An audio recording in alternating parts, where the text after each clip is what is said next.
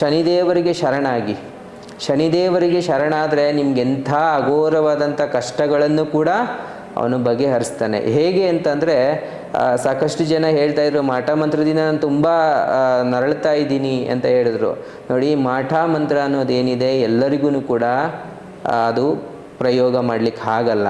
ನೋಡಿ, ಸ್ವಾಮಿ ಯಾರಲ್ಲಿ ಅಷ್ಟಮಿ ಶನಿ ಇರ್ತಾರೋ, ಹಾಗೆ ಸಾಡೆ ಸಾತಿ ಇರ್ತಾರೋ, ದಶಾಭುಕ್ತಿಯಲ್ಲಿ ಇರ್ತಾರೋ ಅಂಥವ್ರಿಗೆ ಮಾತ್ರ ಮಾಠ ಮಂತ್ರಗಳು ಪ್ರಯೋಗ ಆಗ್ತಕ್ಕಂಥದ್ದು.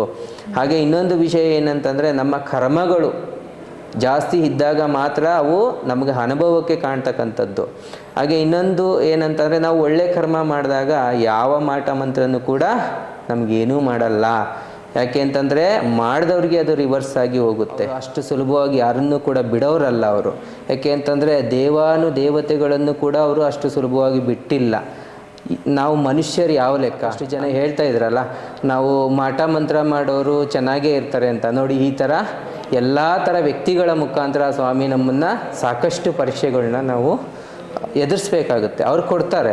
ಹಾಗೆ ಇನ್ನೊಂದು ವಿಷಯ ಏನಂತಂದರೆ, ನಮಗೆ ಕಷ್ಟ ಬರ್ತಾ ಇದೆ, ಅವರು ತುಂಬ ಚೆನ್ನಾಗಿದ್ದಾರೆ ಅನ್ನೋದನ್ನು ನೀವು ಮೈಂಡಿಂದ ತೆಗೆದಾಕಿ. ನಮ್ಮಷ್ಟು ಅದೃಷ್ಟವಂತರು ಯಾರೂ ಇಲ್ಲ ಅನ್ನೋದನ್ನು ನಿಮ್ಮ ನೆನಪಿನಲ್ಲಿ ಇಟ್ಕೊಳ್ಳಿ. ಹಾಗೆ ಅವ್ರು ಏನು ಕರ್ಮ ಮಾಡಿದ್ದಾರೆ ಅದರ ಪ್ರತಿಫಲವನ್ನು ಮುಂದೊಂದು ದಿನ ಅವರು ಅನುಭವಿಸ್ತಾರೆ. ಇನ್ನೊಂದು ವಿಷಯ ಏನಂತಂದರೆ, ಈಗ ಒಂದು ರಾಜಕೀಯವಾಗಿ ನಾವು ಒಂದು ದೊಡ್ಡ ಮಟ್ಟಕ್ಕೆ ಬೆಳಿಬೇಕು ಅಂತಂದರೆ ಅವರ ಅನುಗ್ರಹ ಮೇನ್ ಇಂಪಾರ್ಟೆಂಟು. ನಾವು ಸಾಕಷ್ಟು ಸೋಲ್ತಾ ಇದ್ದೀವಿ, ಜನಗಳು ನಮ್ಮನ್ನು ಸೋಲಿಸ್ತಾ ಇದ್ದಾರೆ ಅಥವಾ ಗೆಲ್ಲಿಸ್ತಾ ಇದ್ದಾರೆ ಅಂದರೆ, ಗೆಲ್ಲಿಸ್ತಾ ಇದ್ದರೂ ಕೂಡ ಆ ಒಂದು ರಾಜಕೀಯದಲ್ಲಿ ಒಬ್ಬ ರಾಜನಾಗಿ ಮೆರಿಬೇಕು ಅಂದರೂ ಕೂಡ ಸ್ವಾಮಿಯ ಅನುಗ್ರಹ ಇದ್ದರೆ ಮಾತ್ರವೇ ಅವರು ರಾಜಕೀಯವಾಗಿ ಅವರು ಅನುಭವಿಸ್ತಕ್ಕಂಥದ್ದು, ರಾಜನಾಗಿ ಅನುಭವಿಸ್ತಕ್ಕಂಥ. ಕ್ಷೇತ್ರದಲ್ಲಿ ಸಾಲಿಗ್ರಾಮದಿಂದ ತೀರ್ಥ ಸ್ನಾನ ಮಾಡೋದ್ರಿಂದ ಏನಾಗುತ್ತೆ ಅಂದರೆ, ನಮ್ಮ ಸಾಕಷ್ಟು ಜನ್ಮದ ಕರ್ಮಗಳು ಕೂಡ ಇಲ್ಲಿ ಕಳೆಯುತ್ತೆ. ಶನಿದೇವನ ಮುಂದೆ ನಾವು ತೀರ್ಥ ಸ್ನಾನ ಮಾಡೋದ್ರಿಂದ ಏನಾಗುತ್ತೆ ಅಂದರೆ, ನಮ್ಮ ಕರ್ಮಗಳು ಕೂಡ ಕಳೀತಾ ಬರ್ತದೆ. ಸ್ವಾಮಿಗೆ ಅಭಿಷೇಕ ಮಾಡಿರ್ತಕ್ಕಂಥ ನೀರಲ್ಲಿ ನಾವು ತೀರ್ಥ ಸ್ನಾನ ಮಾಡಿಸ್ತಕ್ಕಂಥದ್ದು ಒಂದು ವಿಶೇಷ.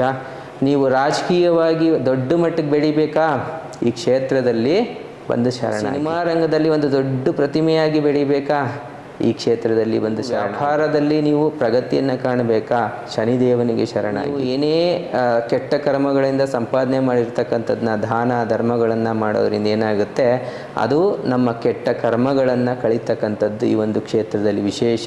ಹಾಗಾಗಿ ಸಾಕಷ್ಟು ಜನ ಭಕ್ತಾದಿಗಳು ಇಲ್ಲಿ ಬಂದುಬಿಟ್ಟು ಅನ್ನದಾನಗಳನ್ನ ಮಾಡ್ತಾ ಇರ್ತಾರೆ, ದಾನಗಳನ್ನು ಕೊಡ್ತಾ ಇರ್ತಾರೆ. ಕಾರಣ ಇಷ್ಟೇ, ಅವರ ಕೆಟ್ಟ ಕರ್ಮಗಳನ್ನು ಕಳ್ಕೊಳ್ತಕ್ಕಂಥದ್ದು. ಪುಣ್ಯಕ್ಷೇತ್ರ ಈ ಒಂದು ಕ್ಷೇತ್ರ ಅಂತ ಹೇಳಲಿಕ್ಕೆ ನಾನು ಬಯಸ್ತೀನಿ.